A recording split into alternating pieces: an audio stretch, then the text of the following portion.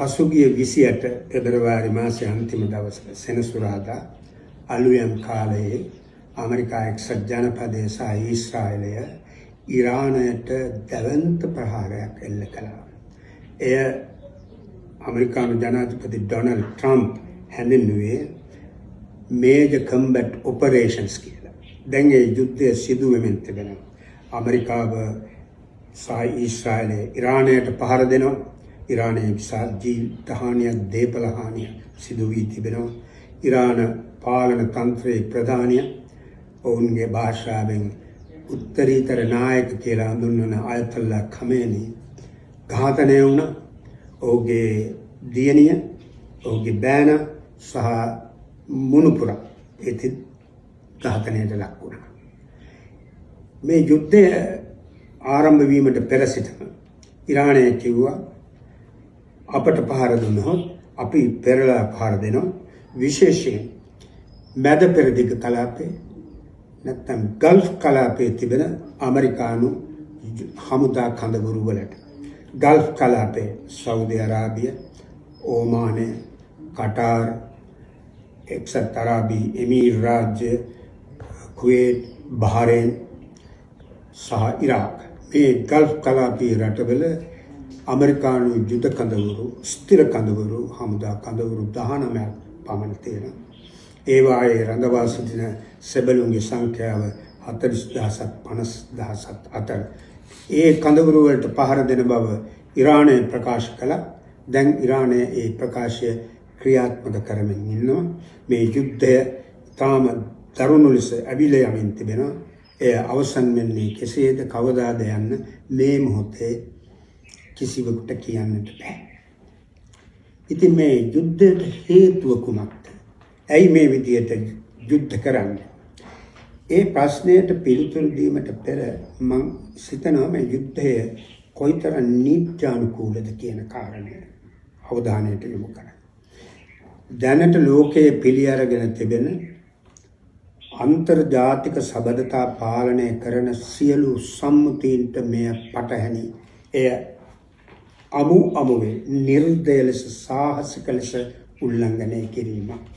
දැනට තිබෙන අන්තර්ජාතික සබඳතා පාලනය කරන නීති අතර ප්‍රධානම ලියවිල්ල වන්නේ එක්සත් ජාතීන්ගේ ප්‍රඥප්තිය. එක්සත් ජාතීන්ගේ ප්‍රඥප්තියේ පළමු පරිච්ඡේදයේ දෙවැනි කොටසේ අන්තර්ජාතික සබඳතා පාලනය කරන මූලධර්ම 7ක් ගැන සඳහන් වෙනවා. එයින් ප්‍රධාන එකක් තමයි කවර හෝ රාජ්‍ය තවත් රාජ්‍යයකට එරෙහිව බලය පාවිච්චි නොකළ යුතුයි, බලය යොදවන බවට තර්ජනය නොකළ යුතුයි. රාජ්‍යයන් අතර පැන නගින ආරවුල් ගැටුම් සාමකාමී ලෙස निराකරණය කළ යුතුයි. එවැනි ගැටුමක් යම් රටක ආත්මාරක්ෂාවට self defense සඳහා බලපාන්නේ නම් පමණක් මිලිටරි ක්‍රියාමාර්ග ගන්න පුළුවන්. නමුත් එය පවා එක්සත් ජාතීන්ගේ ආරක්ෂක මණ්ඩලය ඒ ප්‍රශ්නය තමන්ගේ අතට ගත්වහම ඒ මිලිටරි ක්‍රියාමාර්ග නතර විය යුතුයි. ඒ කිසිවක් මෙතනදී සිද්ධ වී නැහැ. එසේනම් මේ යුද්ධය ආරම්භ වීමට හේතු සාකච්ඡා කරන විට ප්‍රධාන දෙවර්ගයක් තිබෙනවා හේතු. එකක් තමයි ප්‍රකාශිත හේතු.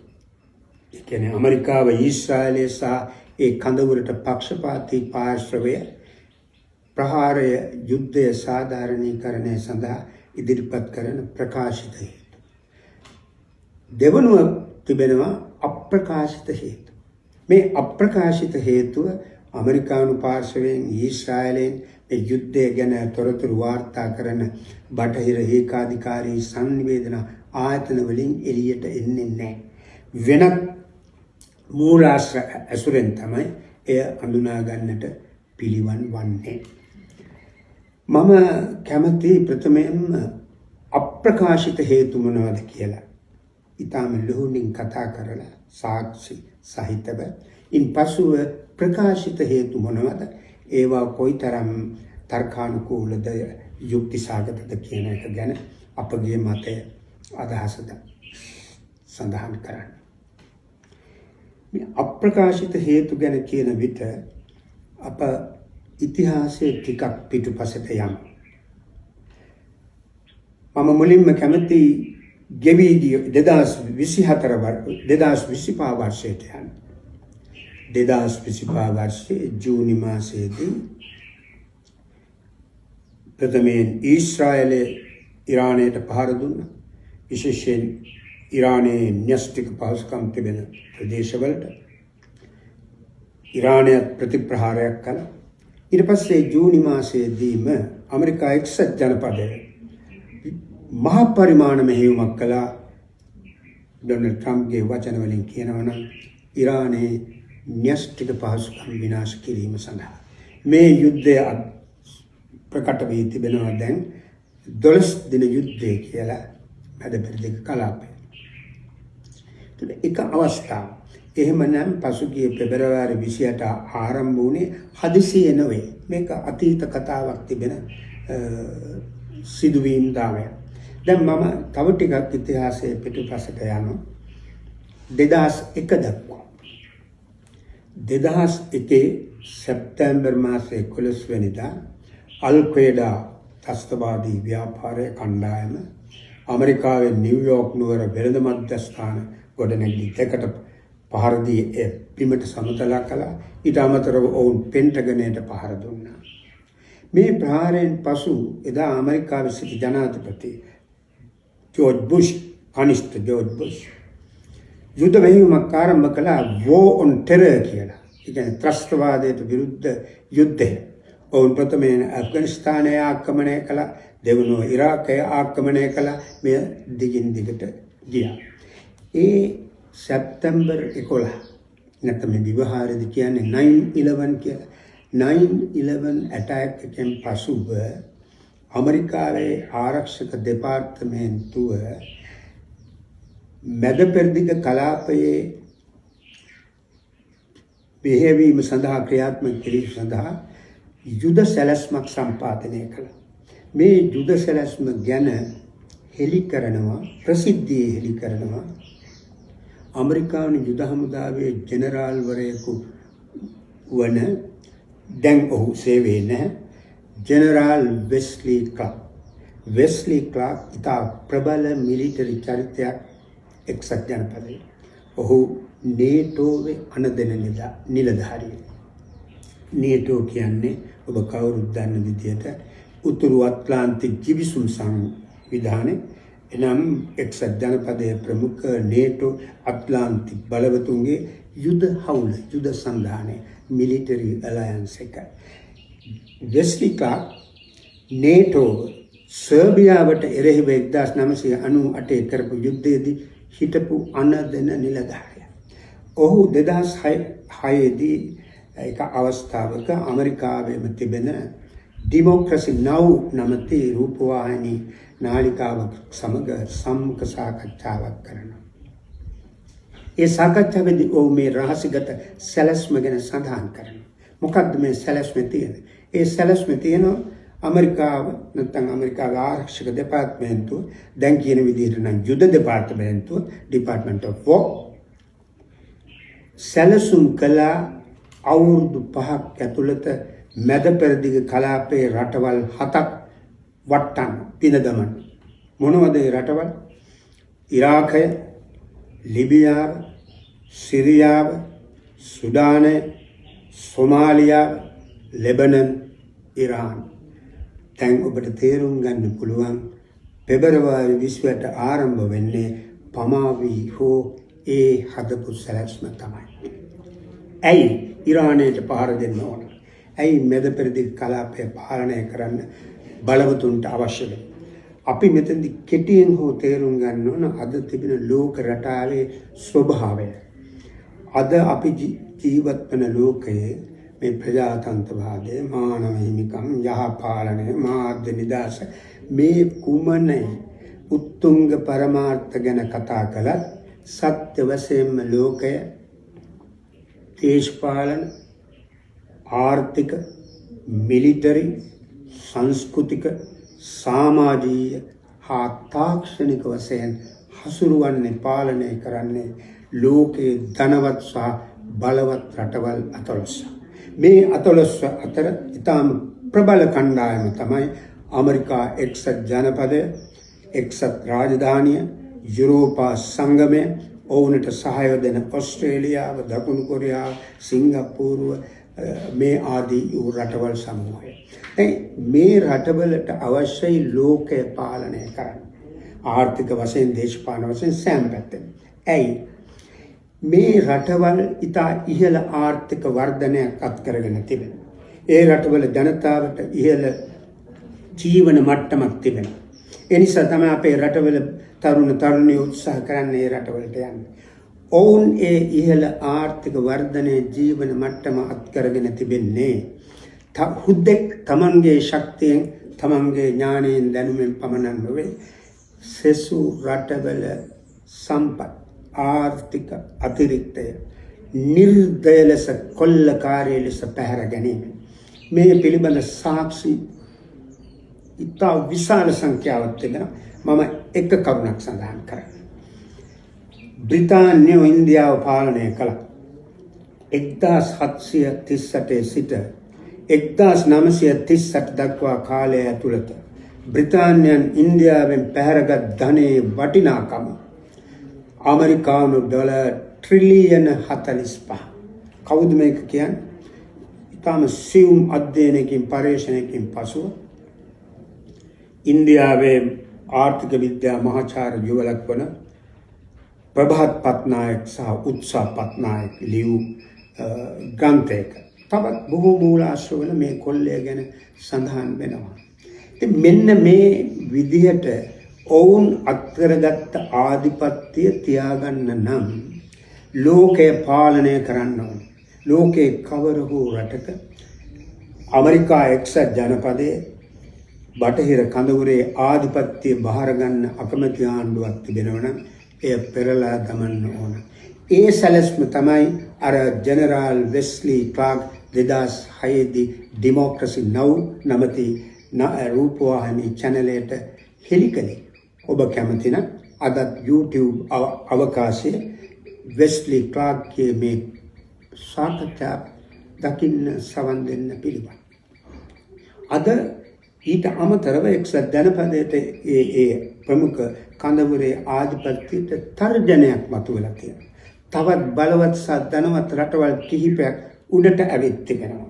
ඒ අතර ප්‍රමුඛ තැන තමයි චීනය. අද චීනය මෙල්ල කිරීමත් ඔවුන්ගේ අවශ්‍යතාවය. මෙන්න මේ අරමුණ ඇතිව තමයි ඔවුන් ඉරානය පාලනය කරන්න එක අරමුණ.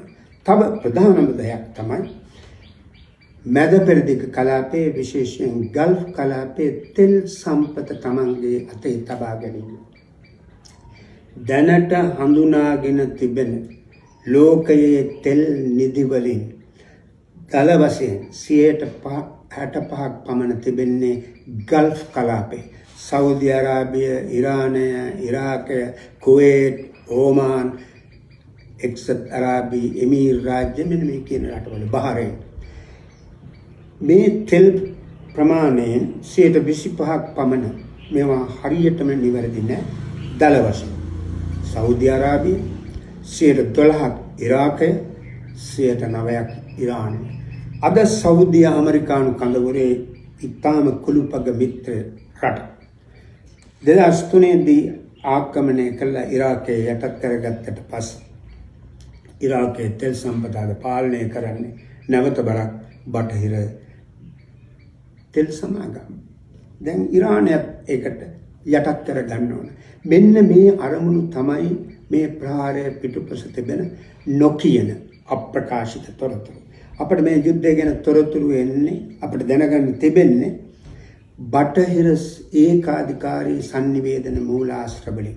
ඒවා කීපයක් නම් සඳහන් කළොත් BBC, CNN, Reuters, AFP, AP, බටහිර නොවුනත් අල් ජසීරා, ඒ බටහිර කඳවුරට සේවය කරන මාධ්‍ය ආයතන.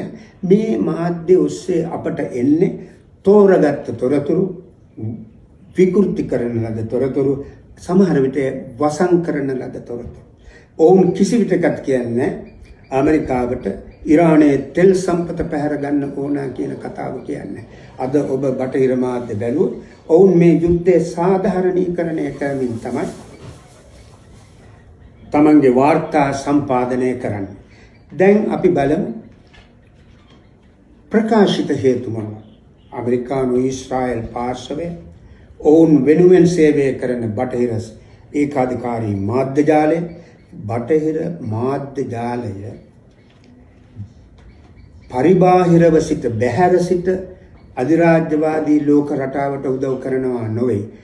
බටහිර මාධ්‍ය ජාලය ඒ අධිපතිවාදී ලෝක රටාවේ අවියෝජනීය කොටසක් අවයවයක්. ඒ නිසා ඔවුන්ගෙන් අපක්ෂපාතී සත්‍ය තොරතුරු බලාපොරොත්තු වෙන්න බෑ. දැන් අද බටහිර මාධ්‍ය උත්සාහයක නිරතව සිටිනවා මේ යුද්ධය සාධාරණීකරණය කරන්න. ඔවුන් කියන හේතුව තමයි ඉරානයේ පැවැත්ම ඊශ්‍රායලයේ පැවැත්මට තර්ජනයක්. මේක ඊශ්‍රායල් අගමැති ප්‍රසිද්ධිය කියන කාරණය. ඊශ්‍රායල් අගමැති කියන්නේ existential threat. ඊශ්‍රායලයේ පැවැත්මට තර්ජනයක්. ඒ නිසා අපි කල්තබා පාර දෙනවා. preemptive attacks. හොඳයි. ඒ කවරක් හේතුවක් තිබුණත් මොනවද මේ ප්‍රකාශිත හේතු? ප්‍රකාශිත හේතු ගණනාවක් අතර ප්‍රධාන එකක් තමයි ඉරානය සහ ඊශ්‍රායලය කියනවා සමා වෙන්න ඉරානය නෙවෙයි එක්සත් ජනපදයේ සහ ඊශ්‍රායලය කියනවා ඉරානය න්‍යෂ්ටික අවියක් නිෂ්පාදනය කරමින් සිටිනවා නැත්නම් නිෂ්පාදනය කර තිබෙනවා. ඉරානය න්‍යෂ්ටික අවි බලවතෙක් බවට පත්වීම මැද පෙරදිග කලාපයට තර්ජනය, සාමයට සහ ස්ථාවරත්වයට, ඊශ්‍රායලයේ පැවැත්මට තර්ජනය, ලෝක සාමයට තර්ජනය. නමුත් මේ චෝදනාව සාක්ෂි සහිතව සනාථ කරන්නේ මීට පෙර අර කලින් අවුරුද්දේ ඇමරිකාව සහ ඊශ්‍රායලය කළ ප්‍රහාරයට ආසන්නයේදී මේ ගැන එක්සත් ජාතීන්ගේ ආයතනයක් වන අන්තර්ජාතික පරමාණුක බලශක්ති ආයතනය International Atomic Energy Agency මේ ආයතනය තමයි ලෝකයේ න්‍යෂ්ටික ශක්තිය පරිහරණය පිළිබඳ න්‍යෂ්ටික අවි පිළිබඳව අධ්‍යයනය කරන, නිරීක්ෂණය කරන, නිර්දේශ කරන ආයතනය. ඒ ආයතනය කිව්ව පැහැදිලි සාක්ෂි නැහැ. නමුත් ඔවුන් දෙපැත්තට තියලා කිව්වේ ඉරානයේ එවැනි අවියක් තිබෙනවා කියන අදහස ජනිත කරන ආකාරය. අද ඉතා ප්‍රකට සත්‍ය එක්සත් ජාතීන් වැනි ස්වාධීනයයි අපි පිළිගන්නා ආයතන බව බලවතුන්ගේ ග්‍රහණයට ලක්ව තිබෙන බව. කෙසේ හෝ ඉරානයේ එවැනි න්‍යෂ්ටික අවියක් තිබෙන බව, ඔවුන් න්‍යෂ්ටික අවියක් නිෂ්පාදනයට අවශ්‍ය ස්ථානයට පැමිණ ඇති බවට ස්ථිර කරන ලද සාක්ෂි. එහෙම ඒ චෝදනාව සත්‍ය නම් ඒ ගැන ක්‍රියා කළ යුත්තේ තනි රටක් තමන්ගේ මිලිටරි බලය පාවිච්චි කිරීමෙන් නොවේ. ලෝකයේ පිළිගත් අන්තර්ජාතික යාන්ත්‍රණයක් තිබෙනවා. එක්සත් ජාතීන් පරමාණු බලශක්ති ආයතනය ආදී වූ ඒ කිසිවක් ප්‍රයෝජන නොගැනීමෙන් තමයි මේ සටන පටන් අරගෙන තිබෙන්නේ. ඊළඟ කාරණය ඉරානයේ න්‍යෂ්ටික වැඩසටහනක් තිබෙනවා. ඔවුන් කියන විදිහට ඔවුන් උත්සාහ කරනවා යුරේනියම් පෝෂ එන්රිච්මන්ට් මගින් බලශක්තිය අවශ්‍යතා සඳහා න්‍යෂ්ටික ශක්තිය ප්‍රයෝජනයට ගන්න. මේ ඉරාන න්‍යෂ්ටික වැඩසටහන ආරම්භ වෙන්නේ 1979 ඉස්ලාමීය විප්ලවයට පෙර ඉරානය පාලනය කළ මොහමඩ් ෂා රසා පාලවී රජුරුවන්ගේ කාලේ. ඒ සඳහා උදව් කරන්නේ බ්‍රිතාන්‍ය සහ ඇමරිකාව. තමන්ට අවනත ෂා රජුරුවන්ගේ ඉරානය න්‍යෂ්ටික ආයුධයක් නිෂ්පාදනය කරන එක නැත්නම් න්‍යෂ්ටික වැඩසටහන සම්පාදනය කළ ක්‍රියාත්මක කිරීම වරදක් නොවේ. නමුත් තමන්ට විරුද්ධ වූ වහාම ඉරානය ඒක බරපතල අපරාධයක් ලෙසයි ඔවුන් සැලකන්නේ. ඉරානය එක්සත් ජාතීන්ගේ NPT ගිවිසුමේ පාර්ශවකරුවෙක්. මම ඉතා කෙටියෙන් සඳහන් කරන්නේ ලෝකයේ න්‍යෂ්ටික අවිව්‍යාප්තිය පාලනය කරන්න එක්සත් ජාතීන් සම්මත කළ ගිවිසුමක් සම්මුතිය 1968 දී. එය කෙටියෙන් NPT Nuclear Non-Proliferation Treaty න්‍යෂ්ටික අවිව්‍යාප්තිය පිටුදැකීමේ ගිවිසුම. මේ ගිවිසුමේ පාර්ශවකරුවෙක් ඉරානය. ඒ ගිවිසුම අනුව ඕනම රටකට අයිතිය තියෙනවා සාමකාමී අරමුණු සඳහා න්‍යෂ්ටික ශක්තිය වැඩි දියුණු කරන්න භාවිත කරන්න. නමුත් ඒ ගිවිසුමේ පාර්ශවකරුවන්ට ඒ දැනුම භාවිත කළ න්‍යෂ්ටික අවියක් හදන්න බෑ. ඒතර ඉරානය තවම ඒ ගිවිසුම කඩ කරපු බවට නිශ්චිත සාක්ෂි ඉදිරිපත් වී නැහැ. තව කරුණක් මේ බරපතල වංචනික ස්වභාවය පැහැදිලි කරන. ඉරානයේ න්‍යෂ්ටික වැඩසටහන කළමනාකරණය සඳහා පාලනය සඳහා දීර්ඝ සාකච්ඡාවකින් පසු බරක් ඔබාමා ජනාධිපතිවරයාගේ පාලන සමයේ 2015 දී ඇමරිකාවත් ඉරානයත් ගිවිසුමකට ආවා. ඒ ගිවිසුමේ තවත් හවුල්කරුවෝ තමයි සෙසු න්‍යෂ්ටික බලවතුන් සහ ජර්මනිය. ඒක P5+ කියලා හඳුන්වන්නේ පාර්ශව ඛණ්ඩ. ඒ කියන්නේ නියුක්ලියර් පවර්ස් 5+ ජර්මනිය. ඒ ගිවිසුම කෙටි නාමය JCPOA Joint Comprehensive Plan of Action. මේ ගිවිසුමෙන් අරමුණු කළා එක්සත් ජනපදයේ එකඟත්වයේ ඇතිව ඉරානයේ න්‍යෂ්ටික වැඩසටහන කළමනාකරණය කරන ආකාරය.